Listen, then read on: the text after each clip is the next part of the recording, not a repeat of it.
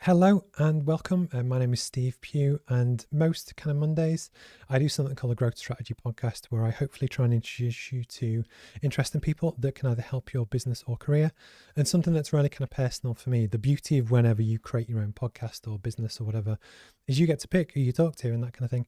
And then with the roadmap that I bang on about all the time, which you probably don't, you're bored of it talking. When I was coming up with the brands, in theory, I could have just, for the photography to go with it, you could have used Shutterstock or just any random stuff. But for me, authenticity and brand and story and that kind of thing is mega, mega important. So I actually chose a guy who I went to uni with. We used to play in the same basketball team. And actually, we also used to work together in my first ever business doing photography, which is really funny. And then actually, if you want to check out some of Jes's photos, we'll link in the socials to his page. But actually, if you go into the Roadmap MBA Instagram page, scroll down, pretty much all the photos are his. And it was the kind of thing that for doing what I do and doing where I want to take this, I really wanted to work with people I know. So one of the things with the podcast is that, yes, I don't interview Elon Musk or Stephen Bartlett or really kind of famous people because there's enough people that kind of do that.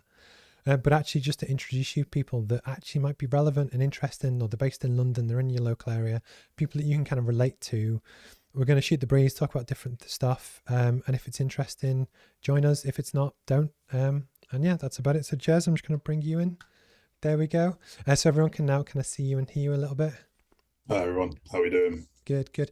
Would you be happy to give like a 30, 60-second intro just to kind of who you are, where you're from, just to kind of set the scene for people? Sure, yeah, so Jes Abiola, I'm a manager at KPMG. I'm a program assurance consultant in the technology risk team there. I'm also a photographer. I wear many different hats in my life. So yeah, based in London, proud Londoner, I would say. And yeah, it's just really great to be here today. I'm really looking forward to having a chat with you, Steve. I think this might be the first time I've actually laid eyes on you in In a some while. in a while. But things, because we'd often speak on Instagram or email and that kind of thing. Absolutely, But it's, absolutely. I've actually enjoyed this because some of the guys that we used to play basketball with, I've actually had them on as well, who've gone on to do different things. And it's really interesting. So if you remember Jake Garner, who's a dentist, one of the things I didn't really understand, this is obviously a business strategy related podcast. But if you are a dentist, you're still a business owner. You still have, you run it like a business. You happen to do your craft, which is dentistry.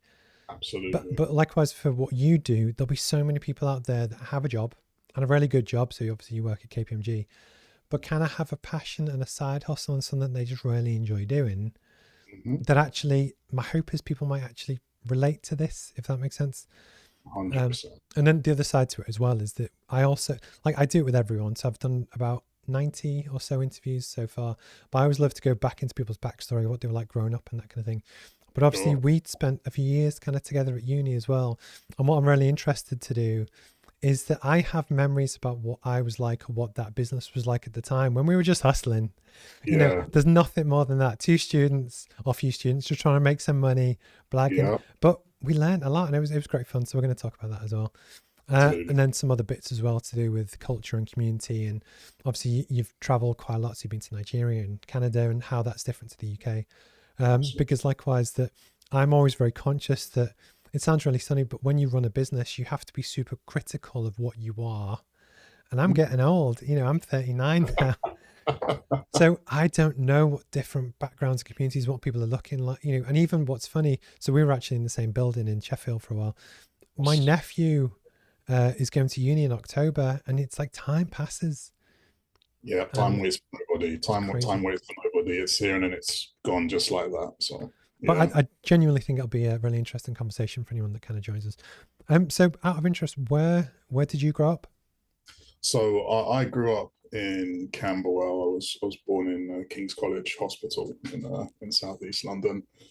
So I spent the first 10 years of life on a council estate in Camberwell, John Ruskin Street, and then we moved as a family out to the suburbs. So it's quite a different, quite a change of scene Hmm. from that kind of first 10 years to the next few years. So I grew up in a Christian home and a Nigerian home, so there was really a lot of strong values instilled on that front, including a real focus on academic achievement. Yes, the stereotype is true, ladies and gentlemen. I think as a result, as a kid, I was very, I'd say, academically rounded Yeah, yeah. quite naturally.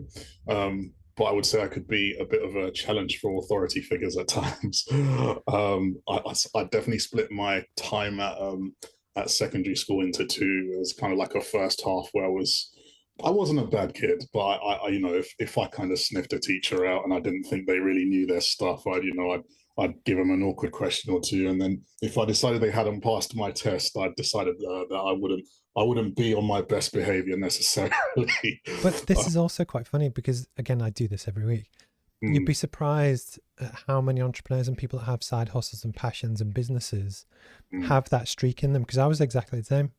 Yeah, yeah, And 100%. it's funny. And again, similar that with going back to say where you grew up, there'll be people that live on a council estate now, and by some thing they might discover this on YouTube because they're interested in becoming a photographer. But the point is, I love to talk to people that people can relate to. Yeah, So like absolutely. you know, I've done it right now, but I was raised single parent in Liverpool, raised two boys, and you know, it was tough. It was a struggle. But likewise, so I talk about that kind of thing now, that, you know, with just life, that's why I love to share people's stories. And then likewise, even though we've known each other for quite a long time now, we'll probably Yeah. cover a lot of stuff that I didn't know.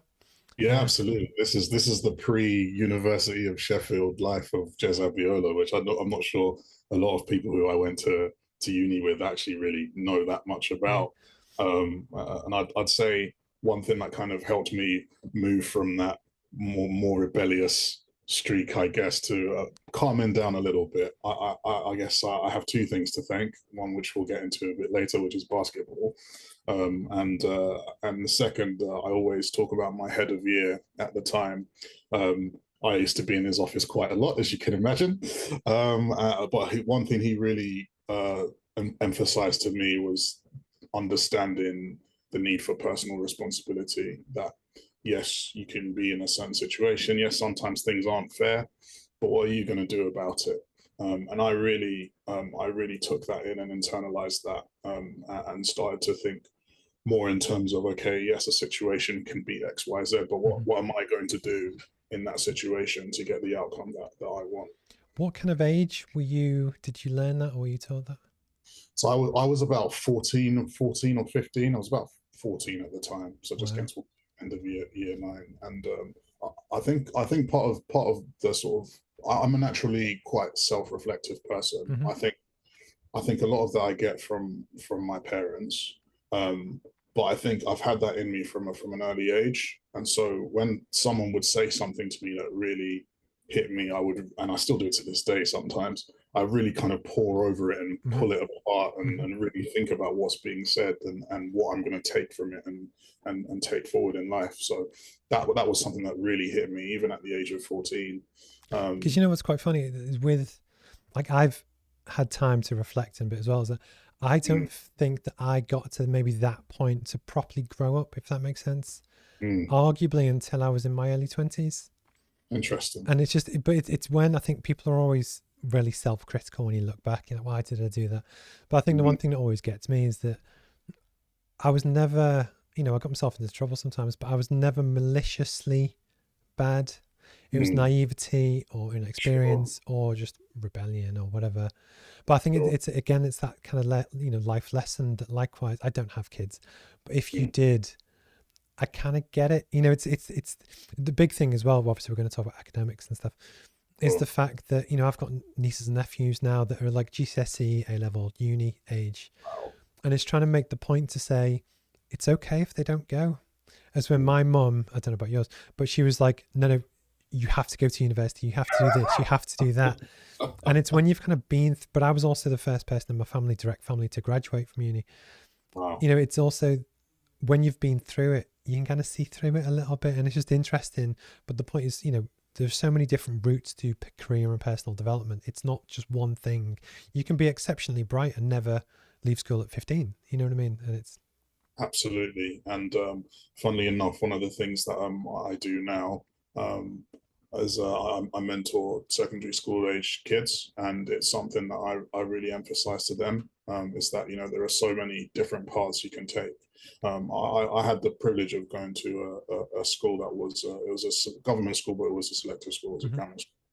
And I think as good as it was, as good as the education, the standard of education there was, I think we were all really funneled towards traditional, kind of traditional jobs. And we'll get into it a little bit later, but I think that also kind of shaped a lot of my thinking, and actually I didn't realize how flexible I could be. So that's a message that I really champion when I'm talking to 14, 15, 16-year-olds. That there are many different paths to the place that you want to get to. So what happened, or how did you end up at Sheffield? Because obviously there was a certain point when we were there at the same time. I'm just interested how you got there. So initially, I thought I would be going to like a London-based university. I thought, let me stick around. So I applied to the usual places. Let's just say the grades didn't quite meet the requirements at the time.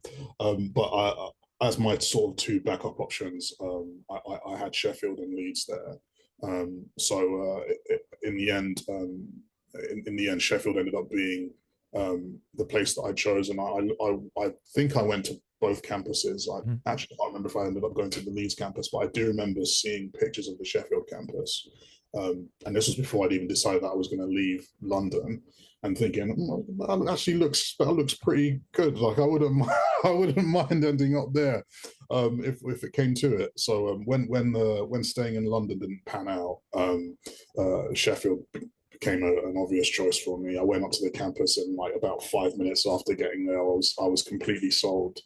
And actually, I think in retrospect, leaving London was the best thing that I could have done for myself at the time. I think one thing that I say to other people now, especially to younger people who are London based, I tell them that growth is on the other side of the comfort zone.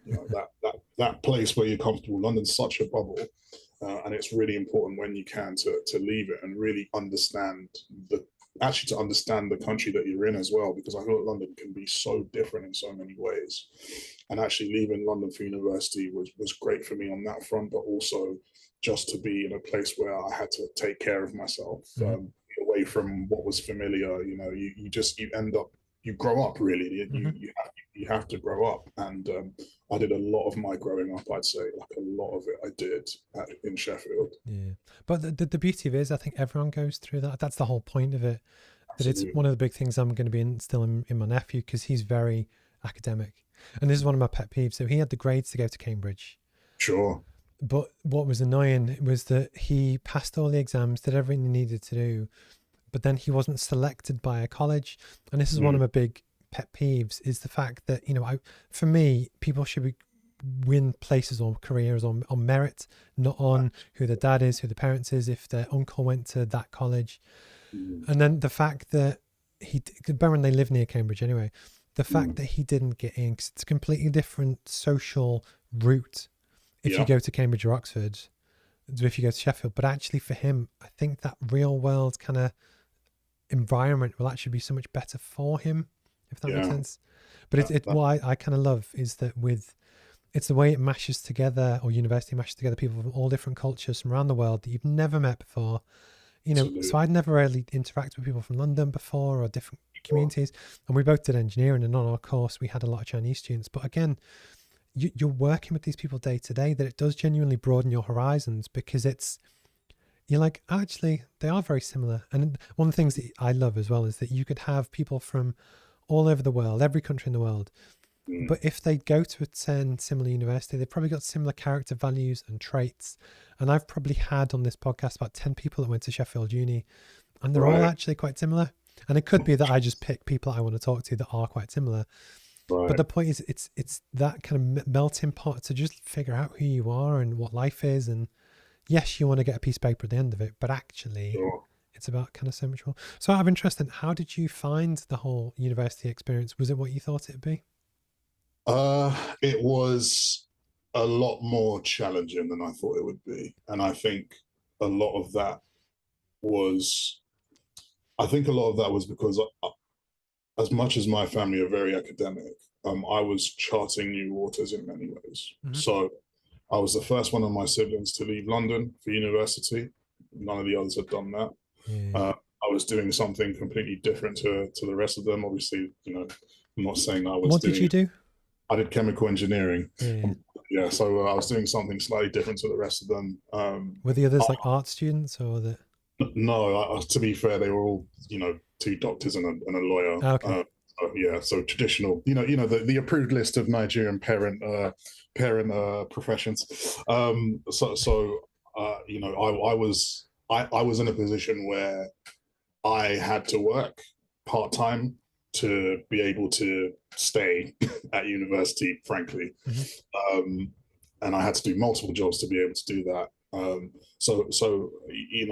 It was, and then obviously I had other things like basketball and other things that I was interested in as well. So I'd always been someone, like I said before, I was academically very rounded. I did lots of stuff outside of the classroom, as far as playing basketball and prefect for this and that and whatever. But it was the first time that as an adult I had to balance all of this stuff and take care of myself.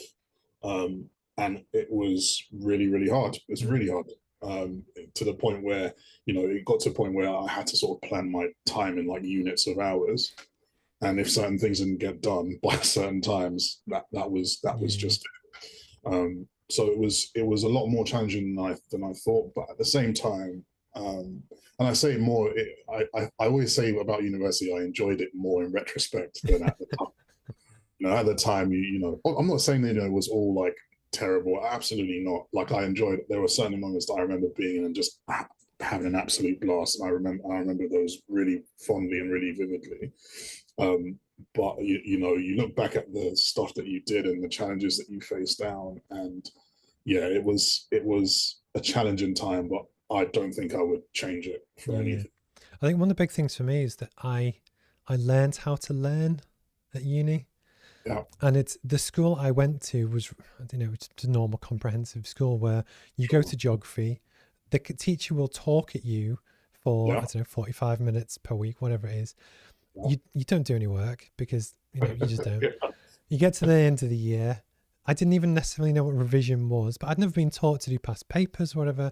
You sit down, do tests from memory, pass or fail, get grades, whatever. And it was actually when you actually find a passion or something you want to passionately learn about, for me, it just sparked something that actually was a completely different ball game. That it wasn't just a case of I'm being told to write this on a piece of paper, wanting to.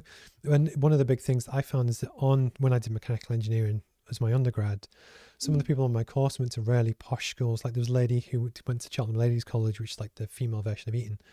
Right. And it's biased, but it's almost where I think they had such a head start because they were taught how to do exams and stuff as well. I was learning it from scratch.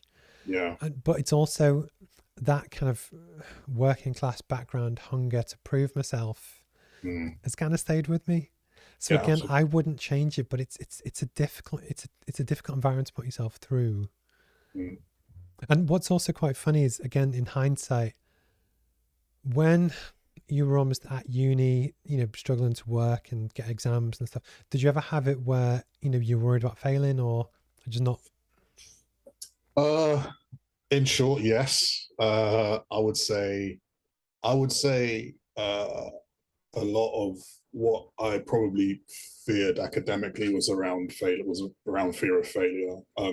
I think most of that came from the fact that I think it's safe to say that I sailed through from age 4 to age 18, pretty clean sailing with fairly little work, frankly. And all of a sudden you're in the NBA, different league. Yeah. You've gone from junior varsity to the big leagues in one step. And all of a sudden it's, I remember the very first lecture that I sat in. It wasn't really a lecture. It was just like a welcome to Sheffield and welcome to the chemical engineering department. And I remember the lecturer, Dr. John House, anyway. So the first thing he said to us was, "We're not here to teach you, you're here to learn." And I kind of sat back in my seat like, oh, what does that even mean? And really what he meant by that was that, we're going to tell you what you need to know, but nobody's going to chase you. Hmm. No one's going to, if you don't do it, you don't do it. And Yeah. if you fail, you fail. We're going to take your money anyway. Right. So that was a real shock to my system. Did you So, know what's so interesting? Have you read Eddie Hearn's book, the boxing promoter? I haven't read the book now. I know Eddie Hearn, but I It haven't is read really good. So anyway, so he was exactly the same. That it. he aced his way through school, Yeah, but then he started to. His dad was really rich because he was a famous promoter as well, and he sure. started to kind of dick about and he'd go and play football and his passions. And he was the same, but when he went to, I think it was A levels or college, but it wasn't uni anyway. And he realized because his tutors didn't care if he turned up or not. So when he was at school, he was told off if he didn't go to lessons, but there was always someone kind of looking out for him. Hmm. And when he got to a certain point, he realized they don't give a fuck. Yeah, no one's chasing you. And that's for him changed his life because it was almost where he then took responsibility to then run with it. And it's funny, it just, when you were talking, it just reminded me of that actually, I think it's so true. Absolutely. So, because where I was going to go with that is that actually now where you are, you've got a really good job at KPMG, you've got your passions, you've got photography, you've got everything. Looking back, did you think you'd ever get there? You know what I mean? I knew that things would work out well for me in some way, shape, or form, but I didn't expect it to end up in the form that I found it in Yeah. today. If that makes any sense, I know I've said the word form a lot there, but basically, I think I had one idea in my head of okay, this is probably how it's going to look, and it looks very different, but it still looks really really great. So I certainly didn't see myself doing photography in the way I'm doing it at the time. Um, I would say I didn't really see myself even in the corporate world at the time. Hmm. I had a very sort of clear image in my head of, I was going to go get my chemical engineering degree, go drill for oil somewhere, and then live happily ever after, basically. And the reality ended up being very different to that. So it's not quite the image I had, but it's definitely a picture that I'm enjoying. Because isn't that so funny? Like I was the same. It's almost where at uni you can almost think 10 years ahead, where Hmm. you'll be. Because I was also kind of groomed to go into construction engineering, travel. Yeah. So obviously I went to Jamaica after my undergrad, but it Mm. was, you actually can't necessarily think past that. You just don't Mm. understand what's there. And one of the things that I've really enjoyed as well is the ability to pivot and change. So although I went into construction, this was Yeah. pre 2008 recession, Yeah. tanked, hit. Okay, I'll pivot. I'll do a PhD, go back, do that, learn this, do that. I'm Hmm. not really enjoying it, and plus it's not really getting me excited. I'll start a business. I'll do. Yeah. But the point is, nobody teaches you that. It's the fact that you don't have to stay in one lane. Yeah. And nobody in my family had ever done that before. And part of the reason why I love doing podcasts and talking to people is that, you can do whatever you want. You could quit today and just live in a tree if you want to. You might run out of money, but the point is you have that ability to just do whatever you want. Absolutely, and I can definitely relate to kind of being somebody who's kind of breaking new ground as far as what people in their family are about. I don't think anyone's kind of had a side hustle in my family in the way that I've done. Well, not Um, yet, but you can be the first. You can be the trailblazer. Absolutely, and I'm really leaning into that and embracing that actually. And I've started to notice. I've started to notice my older siblings starting to do certain things on the side. I'm like, oh, interesting. That's Yeah. interesting. You started to do that. Yeah, it's really. I definitely relate to that. Can we talk about sport for a little bit? You can. You absolutely can. So we obviously used to play on the Sheffield basketball team together. It was funny, I Yes. was looking through some old photos, and I think it was 2011 was our varsity game where I was coaching that year. Yeah. And I've got me in my suit and you on the court and whatever. But Yeah. actually, kind of growing up, what did sport mean to you? Or what did basketball mean to you? Basketball for me in particular was it was like another way for me to express myself and who I was. It was like another side of my personality. I think a lot of people who knew me would see a very different kind of version of me when I stepped onto the basketball court. You know this from playing with me and from coaching me. I had quite an aggressive style of play, I would say. very physical in your face. You know, if I block somebody, I'll let them know that I just blocked you. What are you going to do about it, kind of thing, which was all very different to the way I was off the court, really. Mm-hmm. So it kind of was a really nice outlet for me to just to kind of really be free and really express myself. And one of the things that I really am grateful to basketball for, and I have to shout out my first proper coach. I always call him my first proper coach, Michael Opoku Forfai, who is he lives in Ontario now. One of the things that basketball taught me definitely is discipline. Mm. And Michael was a really big part of that. I think you realize actually that playing a team sport in particular is not just about passing a ball and scoring some points. There's just so many different layers to what's going on, and you have to be in tune with your teammates. You have to understand plays, all of that kind of stuff. But it just showed me that there's to produce on the court, there's so much that goes in behind that. Mm-hmm. You see somebody sink a nice shot and it's like, yeah, it looks nice. Nobody sees the hours that person put in to be able to hit that shot, unless they did it, accidentally. But you know what I'm trying to say. But basketball is really big for me in terms of teaching me that concept. Because that was always the big thing for me, is that I was never an elite player. I was pretty decent, but there's a distinct difference between people that play BBL or higher. Yeah, absolutely. And people that don't. So I still play as part of the Newcastle Eagles team community thing here. You see the BBL players or GB international juniors, whatever. But there's a distinct gap between people that are good that play uni, ignoring Loughborough and stuff, and the elite play. But because of that, for me, it was more about the team, if that makes sense.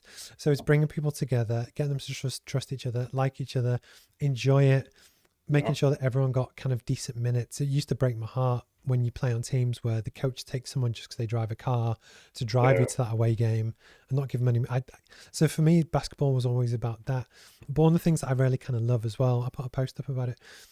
One of our former Sheffield alumni, so Tolu, that also works at KPMG. It's one of the things I've really spotted is how many people that played a good level of competitive sport have really gone on to some really impressive stuff in their careers. And I just wanted to ask you about almost the transferable skills for that same hunger and aggression. A lot of that group, so you could pick us two, you got Josh, you got Andreas, you could just name all of them.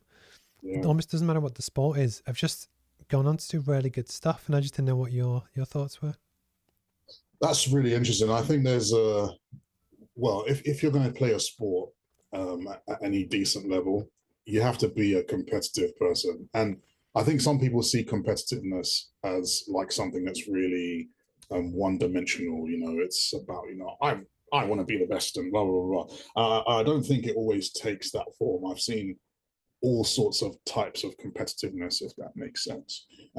So, for example, my competitiveness on the basketball court, it was very loud.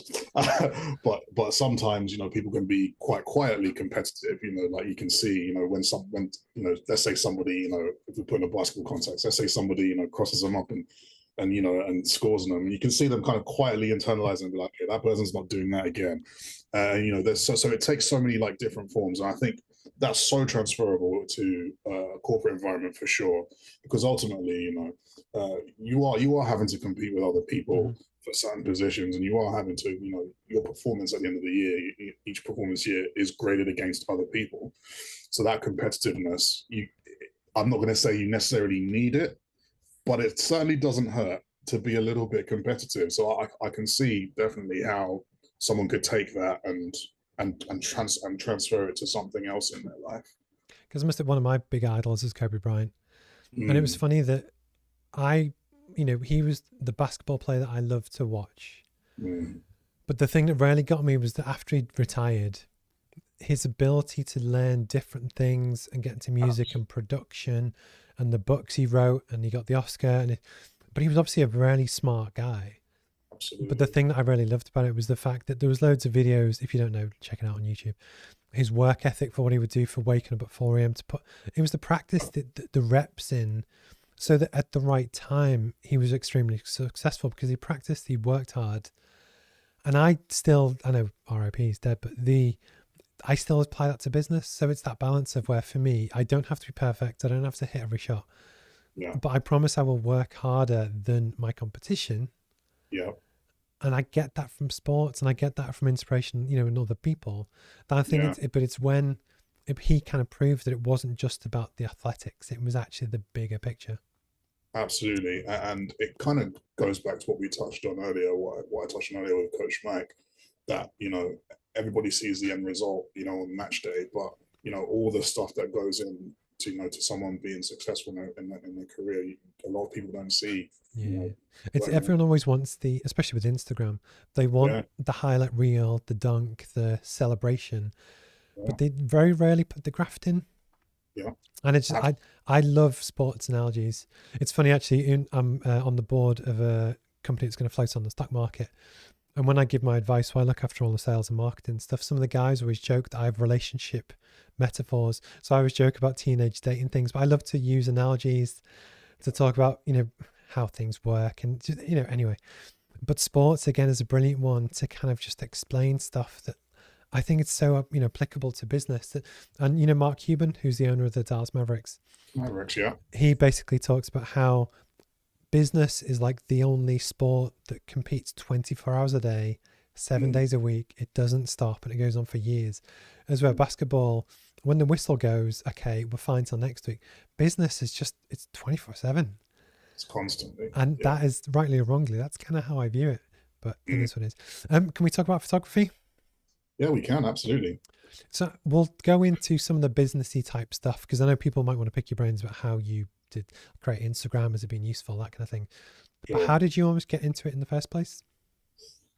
So that's a long and complicated question, but I'll try and keep it brief. But so growing up, mum always loved pictures, so we just had those all over the house all the time. There's still like albums, loads of albums, and at family events and stuff, people would throw me the camera and tell me to go nuts. So I think that was where the seeds were kind of initially planted.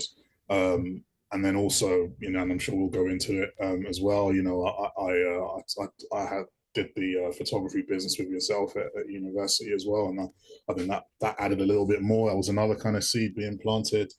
And then my time in Nigeria and Canada, I just found myself with my iPhone 4 at the time.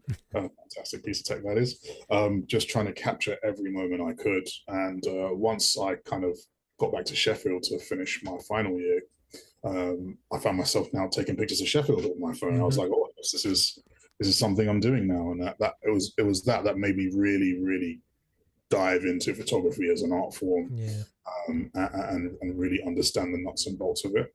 Because one of the things that I find quite funny, before the call, we were talking about kit and setups and stuff, because I'm into Yeah, it as well. sure. And it's that balance of, it's so much better. It's not about the kit. It's the one thing that people always think is that you need 2000 mAh DSLR and an expensive lens. Especially modern phones. Old Mhm. phones were crap, but regardless. But the thing is, you can have fun and take pictures with anything. And it's Absolutely. so much more about, for me at least, the creativity and the angles and the way that you see the world. That Mhm. you might, for instance, take the picture of it, but you have to have the vision to see the shot before you take it. And I was Absolutely. just interested, because you now do it more full time than I do. I do a lot more video now. But Sure. almost, why do you love it? I think being able to capture a moment, it's just there's something about it, and I don't even have the vocabulary, I think, to really describe the feeling that it gives you. But when you When you capture nail it. something, yeah, and it just and the emotion that it stirs when you look at it, it's hard to describe. But certainly that, and then also the ability to kind of have a vision or an idea in your head and then see it, all come together in front of you. Um, I mean, it's like an out of body experience at times. It's just an otherworldly feeling to have. So I love that feeling that photography gives me. And then on the other side of it, I guess if you want to call it the softer side of it, I like to think that I'm a people person. I think most people who know me will probably say I'm a people person, but you'd have to ask them to be sure. But I really enjoy interacting with all sorts of different people, and through my sort of photography journey, I've been able to do a lot of that. So really, there's multiple reasons why I really love it. But yeah, every time I'm able to catch something that I visualized, like I was, and bring that into reality, that's just that's a feeling that I can't match. Yeah, because I must say, what I think is quite funny is that because when I was doing my PhD, obviously we started the uni photos, and say with that it was black tie balls, graduations, but essentially there's a huge difference between when you have the studio lights, which actually I still have some, I bought some recently when I do business stuff, but it's like a production line where essentially you set your camera's settings up, and you just click and it just goes. And for me, what was funny is as a student, okay, we used to make money doing it, but I didn't have a passion for it because actually there wasn't that much skill to it. You start to learn how to do it, but once you've done that bit. But when I used to photograph weddings, I used to really love the skill and the challenge and get a blurred foreground background and getting the moment and just watching a room and almost the pressure of it. Absolutely. But the thing that used to get me was that when you would show the bride or whoever a technically brilliant photo and they're like, meh.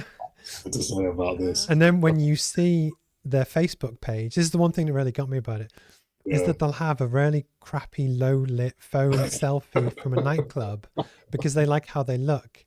And it's one of those things that you kind of realize with photography, it's a diminishing returns thing, that people like what they like, and it's just it can be difficult as the person that creates it when people don't always reciprocate. I have to say I definitely approach doing a photography job for someone versus like a personal project. I approach those with two fairly different mindsets, and I actually think this is where my career as a consultant helps me quite a lot. So ultimately, when you're doing a job for somebody, you're delivering them a product which they want, basically. So how you feel about the photo doesn't really matter. I mean, obviously, as a photographer with some pride in their product, you have certain standards that you absolutely have to reach from a quality perspective and so on. But I've often found that my eye is very different to the eye of whoever's paying. But ultimately, if they're happy with what's been produced, then I've done my job on that front. So you almost have to remove that emotion out of it a bit when you're doing a job for somebody. Whereas with a personal project, you can go right into the nth degree of detail, and if that's not perfect, you do it again and whatever. But yeah, it's as you said that, it just really hit me because I was doing a shoot literally just the other day where there were a couple of photos which were a little bit they're a bit blurry. I hadn't quite caught them right. They just loved it. The customers just, this is great. This is amazing. It's, sometimes you just have to kind of remove that emotion out of it and just say, okay, this is what I'm producing for this customer. If they're happy with it, then I'm happy. Because I must say, so the guy called Christopher Owens that takes my photos in Sheffield, Sheffield, Newcastle. I don't know why I said that. But, so, and he does a lot of magazine stuff up here. And for me in the region, he's the best at doing what he does. But one of the reasons why I love working with him is that I know that he knows that I appreciate his craft. Right. And whilst we're doing the photos, we talk about lighting and setups, and I will try anything because in advance, we'll talk about what the look and feel is like and what the brand is like. Because what was also interesting when you're creating imagery for a brand, I know I approached you on Instagram to stuff you'd already done, but for me, when I was trying to come up with all of the imagery and backstory to go with, all of it at the time was in my head. And I was trying to describe to the photographer, this is the look I want. I don't want it to be polished. I want it to be fairly urban, and it was just, he nailed it. And it's just, I love working with someone where you have a brief, but then likewise, again, I always try and give the creative run with it, because I know that you're better at that than I am. But what was really interesting for me was that when I was creating the brand, I'd work with the company with the logo and stuff. But so much of a company brand is through the photography that goes with it. And one of my real pet peeves is that when you see either poor photography that's poor technically, or it's really cheesy and staged. Right. And you know exactly what I'm talking I about. know exactly what you mean. And then it basically, it was just by chance. I was just, as you do, scrolling through Instagram, and I started to watch your stuff. Yeah. And then I can't remember how long it was, and I just reached out to you and said, "Can I buy some of your photos?" But like, because one of the big things that ask you about how you promote the business or the side hustle anyway. But Sure. for me, Instagram is a great way to discover other creatives. So for instance, when you shoot with the model, if the photos are good, I'll tend to follow them. And Yeah. it's that kind of thing of where I never know where this business is going to go in 5 years' time. But I do look for people with talent. And they kind of, at least for me, I keep them on my radar. And the one thing about photography as well, because I'm really picky, Yeah.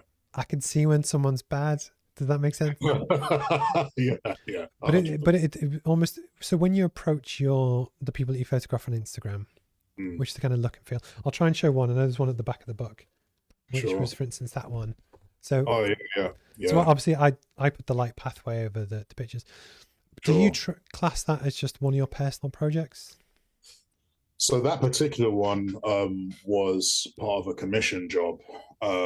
But most of the ones that I will post on my Instagram, in fact, I would say 90% of them are personal projects, or just stuff that I've done for my portfolio. So some of it is paid. Some of it is a case of, something that I've had in my head happens to be what a customer wants. Great, happy days. Other times it's just an idea that has rattled around in my head for so long that I've got to do it. You probably understand. When you get a creative itch and it's like, I've got to. Yeah. If I don't exercise this right now, it's going to be trouble. So Like, how do you pick who you shoot with? Honestly, I go honestly by instinct. It's all very instinctive. So if I see a face and I can picture that face somewhere, or in a particular way, or in a particular form, or in a particular setting, or with particular lighting, if I get that image in my head, and it usually does happen within a couple of seconds, I reach out to that person immediately. Yeah. And that's how I found most of the people that I shot with. So when I decided I was going to do this as a side hustle, I made a little message, a little sort of pro forma that I would just send out. And as soon as I saw a face, I would send a message on Instagram. And I actually did that. I crossed that over into real life. I made these little cards, so while I was out and about, just doing my thing, going to the shop, going out, whatever, picking up girls, going to the client. Obviously not just girls, Steve, obviously, but I mean, I've even given one to a bus driver before, where nice. The guy looked like he should have been on the front cover of a magazine, and I couldn't understand why he was there driving a 422. And I slid him a card as well. I literally put a card together. It said, here's where you can find my portfolio, and here's what I've done so far. If you want to work with me, just drop me a message. So I go with my creative instinct on that. I try not to overthink it. I think once it pops into my head, if I think it's a good idea, I do it pretty much immediately. I'm trying to find, because there we go. Because the one thing that gets me, that was the first photo I ever bought off you. Right. Yeah.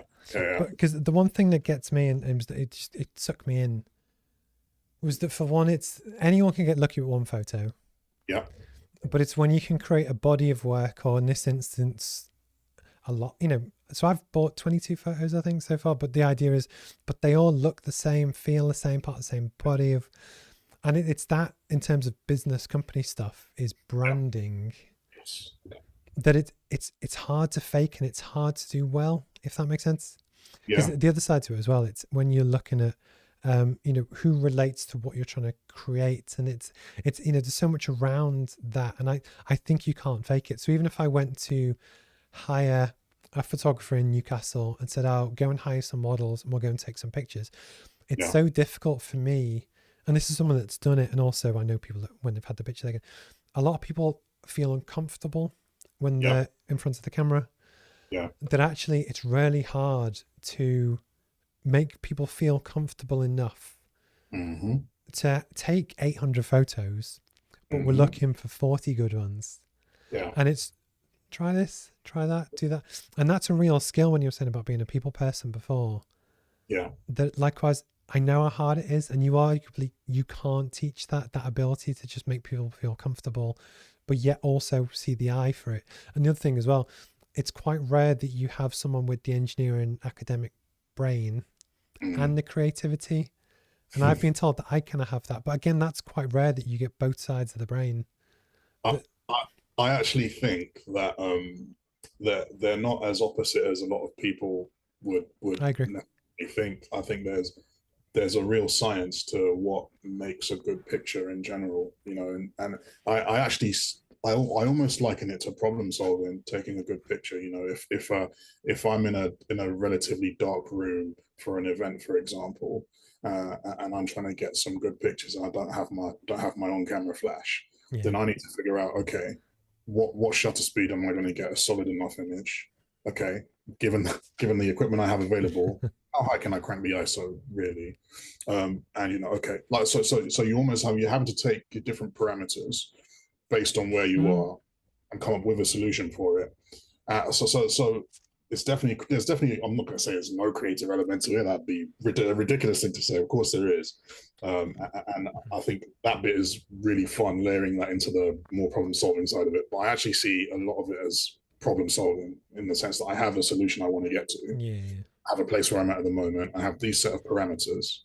Almost sounds like a mass balance from a chemical engineering problem.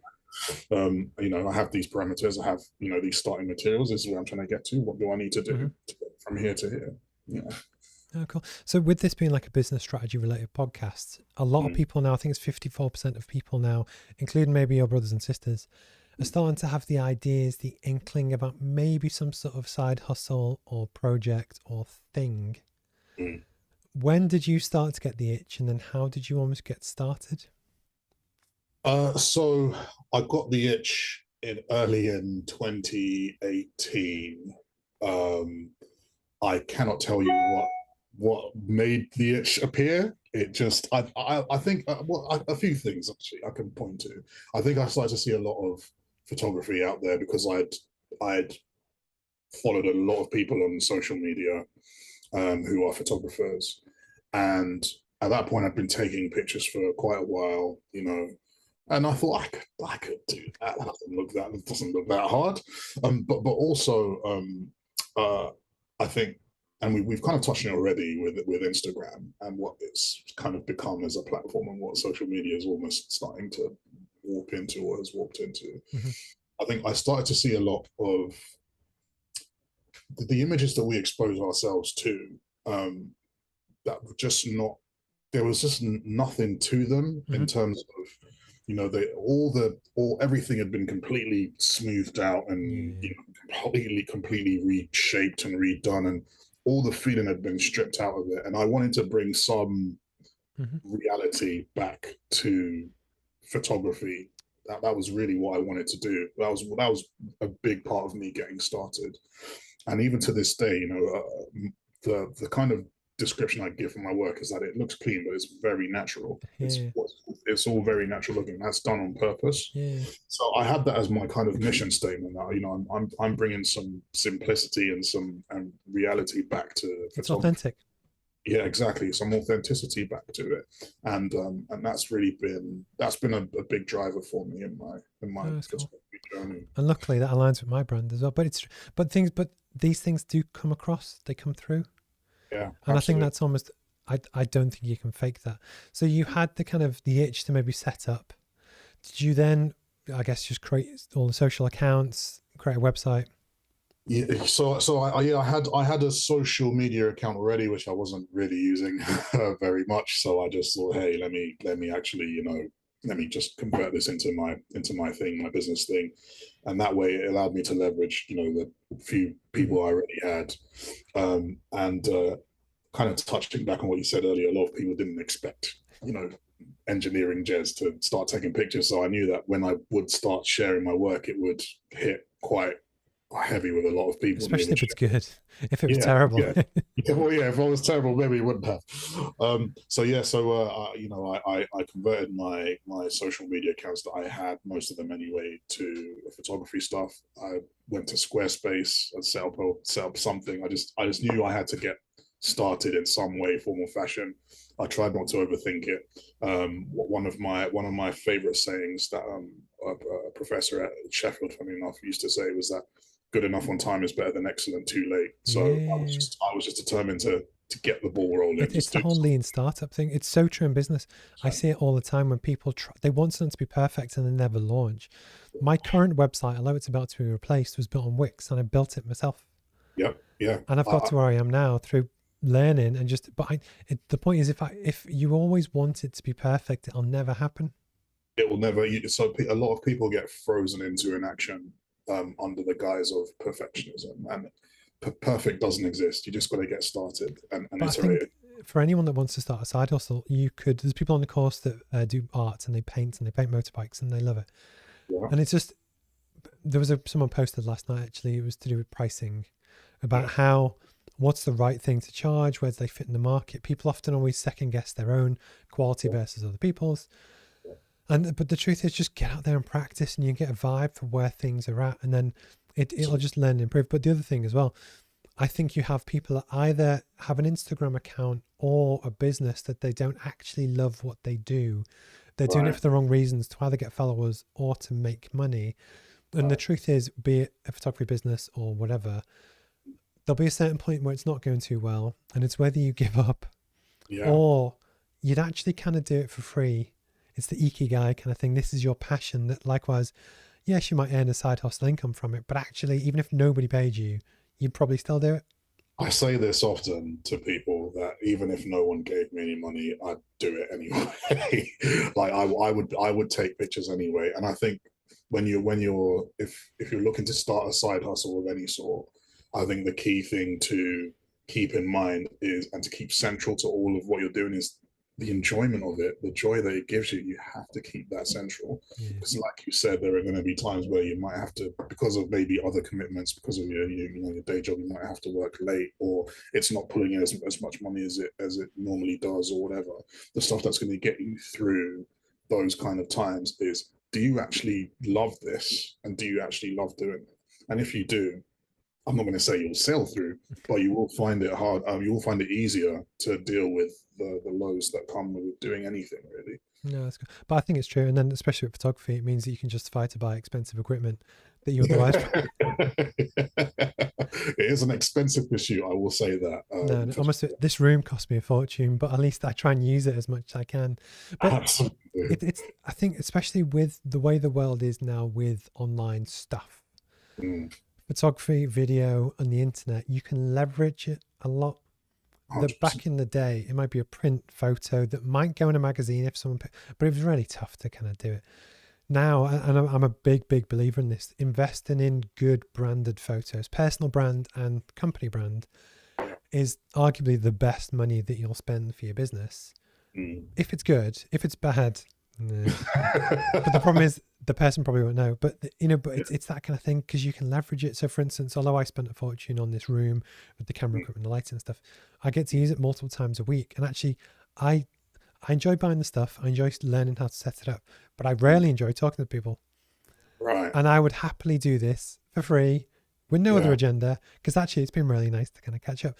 And it's that balance of where there's a nice win-win, but I am comfortable doing it and I love doing it. Absolutely. That it's that balance of I think when people do something because they think they'll make money at it but they don't really love it, it shows. It will show, but I guarantee that they will not succeed. Yeah, I agree with that 100%. You have to keep the joy, and everybody has a particular reason most of the time as to why they get into something, and you really have to vet that reason really carefully, and often actually as well. You have to really go over it often. Why? And when you know your why, everything else follows. One of the questions I was going to ask you was that I was in America recently, went to California, and it was interesting because I was trying to get a vibe on, there's so much stuff that you can see on the internet, but actually when you get a feel for culture, community, people, how do people actually act? How do they do that kind of thing? Sure. And, because you spend a lot of time in Nigeria, you got Canada, you got the UK, and you know a lot of people. Sure. I was interested almost, and you're about 10 years younger than I am, How do you think they differ, and what's almost the same between those kind of cultures and communities? That's a good question, and it's one I've kind of thought about and rethought about, and I would say that culturally, Canada is very similar to the UK in many ways. Uh, the way I describe it is that it looks very American, but everything else is pretty British about it. Outside of the fact that it's a gigantic landmass and a tiny population, that's the complete opposite of the UK. But the stereotype is true. Canadians are incredibly friendly people in general. I'm obviously painting with a broad brush here, but I found it to be quite a smooth transition culturally to be in Canada. I think when I went to Nigeria, even though, as you know, I'm of like I said, I'm of Nigerian extraction. My parents are both Nigerian, and I'm Yoruba. So yeah, so from the Yoruba speaking part of the country. So when I went, I actually lived in a non-Yoruba speaking part of the country. Nigeria's as many people watching probably know, massive country, lots of different cultures, and you have certain hubs where you have multiple cultures from the country kind of in one place, a bit like London, I guess, not like London. So it was really interesting to see how those different cultures interacted within that sort of that city. And it was a real culture shock for me because obviously, well, number one, I'd lived in the UK for most of my life, so very, very, very British. I realized just how British I am in many ways. I think you're more British than I am. Yeah. You speak better than I do. I'll give you that. That's debatable. That depends on who's listening. So certainly number one, I realized how British I was, but number two, I think because there were so many different cultures, there were cultures that I just hadn't, even though I have that Nigerian connection, I didn't understand them or know how to connect with it. So there was a little bit of adjustment that I had to make on that front, even down to the way that people communicate with each other. So I'd been to the village. I've been to my grandparents' village a few times, right? And it was just a completely different way of communicating and existing, really. So that was a real that was more of a culture shock than Canada, shockingly. Because one of the things that I'm very conscious of is that I have about 10 users in Nigeria on the course. Yeah. But part of the mission, it was something that it wasn't a pivot, but it's a conscious decision, is that the plan always was to make business education accessible in the way we talk about stuff, making it simple and all of whatever. But then I really pivoted because now it's the tweak to make it accessible for 5 billion people in a way that how you would instinctively make something for the UK and the US and maybe Canada is different, and it should be different to really learn for different communities. And it's one of those, it's the journey or part of the journey that I'm on to how we do that, because Nigeria is on the same time zone, so it's exactly the same time here as it is in Nigeria. And it's that kind of, when you're looking at business opportunity for your side hustle or for whatever, I think there's so much untapped potential in the world that everyone almost bun fights about what's within London or within the UK. But actually, it's part of the journey that I love, and it's part of the reason why I want to speak to more and more people over time, is to get a real feel for that. And especially for business education, two of the biggest areas that want to buy British are India and Indonesia. Right. But I can't make a judgment call based on what I found on YouTube about how people, because my gut feel is languages might be different, but I think core values, I think you will get people all over the world that are hungry, they want to learn, they want to develop, but they want to do it in their own way. Absolutely. In the same way that you said at the start about how the teachers that you would stress test and you would see if they could pass your test, the kind of bullshit meter credibility test. Yeah. And I kind of, it's that kind of thing that what I'm trying to do is to go out, but it's I think it should be, as a KPMG consultant, it's a two-way consultative ask. 100%. As where most business education is just broadcast, if that makes sense. And I think that should change, but for the right reasons, if that makes sense. That does, and I guess it's a case of you have to understand who you're trying to reach. You have to understand what their asks are, what their points of pain are, and you have to understand how you best and a solution for that. So yeah, it was. I'd say Nigeria is a very interesting place, and just a sort of a general note, I think I would encourage anyone who kind of lives who lives or has grown up somewhere different to where their parents are from, just to actually go back and and experience it, even if it's just for a month or two. Just kind of take it in and really absorb it, because I think you have some people that on one side of things really over romanticize the idea of like, go back to the motherland and whatever. I think on the other side you have people who are like, oh, I don't ever want to go back, must be terrible there and whatever. And I think actually, as with many things in life, the answer is always somewhere in the middle, and I think a lot of people would be surprised by what they find if they did that. Yeah, cool. How are you doing on time? I'm conscious we've been talking for an hour. Are you good, or do you need to shoot? I'm all good. I'm all good. I have no more meetings today, so it was just out of pure courtesy. I didn't want you to be panicking. Even if I said I had to go, you'd be like, "Well, you have to stay anyway." No, you didn't. But, like, I often talk to people, but I'd love to in live content. Because, and hello to people that have kind of tuned in, but it's because it's for me, it's a lot more natural. It's authentic. It's not edited. Yeah. But it should be like this. I've had everything go wrong. Lights fall off the roof. People go the door. Guests just not turn up. But I think people kind of love that. It is what it is, because it's the authenticity behind the brand. Yes. That it's, whenever you see something that's too perfectly rehearsed or edited or whatever, I think you lose something. So that's what, we'll probably keep this in, which is quite cool. I will say I was slightly worried earlier today that the Amazon driver was going to knock while we were doing this, but he came like 15 minutes before we started. I was like, yeah, that's good. That's how I to get up in the middle of the call. Can I ask you about your job at KPMG? Sure. What do you do, and then how has the career been? Because you can talk generically if you can't talk specifically about KPMG. But I know there will be, when you're at university, there are certain companies that are in the total jobs brochure, if you remember that. Yeah. But, one of the big names. What was the career like? How's it been? And then what do you do now? So I alluded to it earlier, but I kind of fell into my corporate career, really. And going into university, and I think I know you've asked a question about the career, but I think it's important that I kind of give this step as context. So when I was going into university, the world was a very different place, and I picked what at the time was paying the most, because, like I said, I was academically quite well rounded. I didn't understand what I really wanted to do next. Everyone does. I would have done the same. That's how I did it. When doctor, lawyer, engineer was the top three at the time, and chemical engineer in particular, I was like, got doctors in my family, don't want to do that. Got a lawyer in my family, don't want to do that. Chemical engineer, I'll do that. So I had it very sort of clear in my head as to what I was going to do afterwards, and in the end, the world changed a lot. So I started in 2009, I finished in 2014, and that list actually looked very different. So 2009, I said doctor, lawyer, engineer, and all of a sudden in 2013, 14, it was saying IT. It was saying programmer, it was saying all sorts of different stuff that I hadn't even thought about. So when it became very clear that oil and gas wasn't going to be an option, I had to think outside of the box. For me at the time, I know a lot of people think, the corporate career is kind of the natural way for most people to go.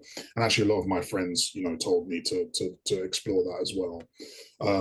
So I decided to think about a career that one would challenge me enough, but two would be future proofed, so I wouldn't be at the whim of political winds, which is why the oil price crashed when it did. And I very quickly landed on a career in tech, and that was how I started to look at places like KPMG and apply it to them. But in the meantime, because I come from a very academic background, I was very what's the word I'm looking for? I wasn't in any way, shape, or form like a business type person. I didn't see myself as a business type person. I thought, let me get some corporate experience in a place that has a relatively low barrier of entry, somewhere I can get in really quick, get some experience. So at least I'm ready for whatever the corporate world looks like. So that's how I landed in recruitment for 6 months. So I recruited project managers and business analysts and program managers and all sorts of weird and wonderful programmers and stuff into tier one investment banks. And that was a real learning ground, a real proving ground for me. And actually, I think part of the reason why I've done relatively well in my KPMG career is because of that time that I spent in recruitment. I owe a lot of it to that. But I'm just going to give a shout out to Philip Brown that we both went to Sheffield with, Oh yeah, town planner extraordinaire, and also the biggest sports fan you'll ever meet. absolutely. Hey, Phil. Genuine thank you, Phil, for joining. But what I love is that it's how you can have a beta career. So you will never have planned necessarily to go into recruitment for it, then do this, then do that. No. And I remember as a kid, actually, something my uncle said to me is how, as you go through your career, you'll draw on stuff that happened over here that might have felt out of plan. Yeah. But when you get to here, it's mega, mega useful. Absolutely. And it's just the human ability to learn stuff and embrace stuff. So even if you go through challenge, exactly what your mentors and stuff said to growing up, it might not be fair. So prime example, one of the big things that always got me was that when I was doing my PhD, I had a bit of a falling out with the head of year who was my supervisor. Right. And I was bitter. I was angry about it for quite a long time. Mm. And there's no way I would be doing what I'm doing now and the sense of mission and stuff. Yeah. Because I'd probably just be I'd probably be an academic in a university somewhere. Sure. And it's just how life can change and pivot unexpected, but totally for the better. And, you know, in the past, I've had some pretty dark days where you feel like your world is just falling apart, but you just keep going and almost have faith to see what could happen next. And almost, you know, with the best intentions, see people like Phil or you or people that we know, just keep going. Yeah. It's just incredible to see where it goes. Absolutely. As that saying is, if you stop and you find yourself in hell, keep going, something like that. Something like that. I can't remember what the exact wording is. So what's your actual day job? What do you actually do? So I'm a program assurance consultant. So in layman's terms, so I walk organizations through their big technology transformations. Wow. So to basically identify the risks that might torpedo or delay the program that they're carrying out, and basically get them a mitigation plan really to help tackle those things as they come up. So a lot of my clients tend to be public sector. So obviously when you then add the layer in of, you know, potentially taxpayer money being used and stuff like that, it becomes all that more important for that program to be successful and for the end users, which tend to be, you know, people like you and me and whoever else, to see the benefits of it. So I get a real sense of fulfillment from the fact that I'm working with organizations that, you know, that the general public interact with on a daily basis, and that are, you know, that their mission statements are to, you know, to serve the people of the country. So yeah, that's pretty much what I do day to day. No, that's cool. But again, I imagine it'd be fascinating, just the problem solving and the ability to have impact. Because the one thing that kind of blows my mind is that so the roadmap's in 32 countries now. Yeah. But I do it all from this one tiny little, the room is not that tiny, but there's one room in the northeast of England. Yeah. And when I go down, we've booked a trip to London, 19th to the 22nd of September. But you go to places, and when I was public sector, you know, in London, you have just Europe's biggest city of opportunity and businesses and tech and stuff. And it's almost overwhelming the amount of stuff that's there. And I personally find it mega, you know, inspirational, exciting, that even when you see, you know, the skyline of New York, so Manhattan, every skyscraper has 1,000 businesses in it and lots of different people. And it's just, I love that. And it's funny that I have mega respect for anyone that works in somewhere like KPMG, because it's the big impressive route to do proper big startup stuff. Sure. And it's funny, but as someone that works on their own in a room on their own and works with people, just me, but I embrace it. You know, there's so many good ties and skills and stuff, and I've genuinely kind of really enjoyed kind of picking up. I will round off a little bit though, just to kind of, but it's been so kind of interesting. Some of the questions I ask people at the end of everyone, and this is one of my favorite kind of bits, and it's where, for me personally, I almost get to learn some advice and just from different people. And then likewise, it also gets clipped up and goes onto YouTube and stuff. But would you be happy to share what's the best piece of advice you've ever had? Yes, I will share You can two. use the same one as before. I won't judge you. I was going to say I will share two. One that you've already heard if you've been listening in from the beginning. So good enough on time is better than excellent too late. I definitely frame a lot of stuff in my life around that. Honestly, because like we said earlier, a lot of the time, you know, we get frozen into overthinking and inaction, and actually we just need to get started. So that's the first one. And the second one is one that my parents had drummed into me for a long time since I was little, and it's almost become a family mantra, which is that whatever is worth doing at all is worth doing well. And it's interesting that those two are almost a bit counterintuitive at times, but I think there's definitely lessons to take from both of those quotes. But whatever is worth doing at all is worth doing well is definitely something that I look to imbibe in my day-to-day life. You know, if I'm going to put my hand to something, if I'm going to put my mind to something, then I should do it to a standard that I'm proud of. So I completely agree, and it's for me, it comes down to brand and reputation, because it's for me it was a Cub Scouts thing growing up, but it's almost, I don't mind if I fail as long as I know that I've tried my best. Yeah, and absolutely. You can take that to sports, you can take it to business or anything, but it's that if people work with me, you know, I'm always going to do that. It won't always be perfect. Absolutely. But it's that kind of, you just want the trust and the credibility that, you know, when you work with Jes or whoever, and it's you do actually meet people, and again, it's quite funny, is that you meet people that don't care. So they will mail in garbage and they'll want to charge you for it. And it's funny, but you know, a lot of we had a really good group at university that kind of, you know, you play together and you whatever. Yeah. That group of people generally probably have similar values, that they all work hard and whatever. So you don't always see people that don't. Does that make sense? Yeah, yeah. And it's almost, you can learn so much when people let you down. It's the unknown knowns and that kind of thing of just, yeah, no, I think it's a great piece of advice. And then if you were to give advice to your younger self, and it could be you at 14, it could be you at uni, it could be whatever you want, what would it be? Buy loads of Bitcoin. No, I'm joking. But sell it 2 months before this goes out. I think the main one that I would probably give myself is to remember that the one constant in life is change, really. So to always be ready to pivot, to adjust, to adapt. I think I probably got stung a little bit by that, especially during university and leaving university. But it's something that I've really come to appreciate and actually lean into quite a bit. So yeah, I'd say, I think the main one I'd say is, you know, the one constant in life is change. So always be ready to pivot, but also buy loads of Bitcoin. No, honestly, I think it's class. And I've genuinely enjoyed kind of catch up. I'm mega impressed with everything that you've done, and also I know your knees are kind of shot now, so you can't really play basketball.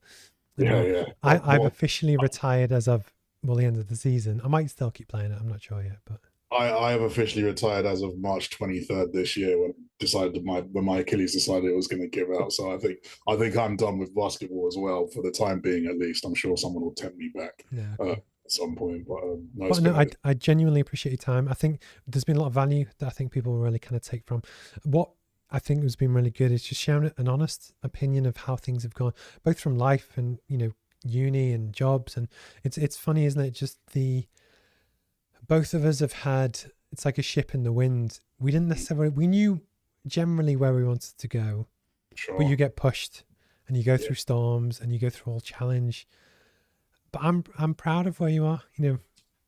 Appreciate that. That means a lot to me, and I really appreciate that. And yeah, like I said, you know, I look back at my time at Sheffield, and there are definitely some fond memories and some vivid ones, and some of those are actually, you know, doing the uni photos stuck with. You know, so I really appreciate that. Also, fun fact for anyone watching: before Steve coached me, I used to play basketball completely blind. So my eyes are not the best, and Steve basically gave me the ultimatum that I either get contact lenses or I sit on the bench. And I've been wearing contact lenses on the basketball court ever since. So I should probably thank you for that, Steve. Yeah, cool. But no, genuinely, thank you for your time. We'll catch up soon. It won't be too long. I might give you a shout when I'm down in London in a few I weeks' was about time. to say 19th to 22nd of September, you said? Yeah. Yeah, let's do it. Let's do But it. and then likewise, you will continue to see Jez's pictures in the roadmap stuff that we're going to keep doing. And as the brand evolves and stuff, it's for me, it's important to work with people I genuinely like and trust. And one of the things that I always try and do as well is that there'll be people within the network, including our friends in Thailand and stuff, that kind of always tune in, that I do watch and see, and it might not be the right time to hire you now, but you will in the future. And the truth is, you build a network of really good people throughout your career, so that now if I ever become $1 billion startup, I know who to ring and speak to help me guide and to do my next thing.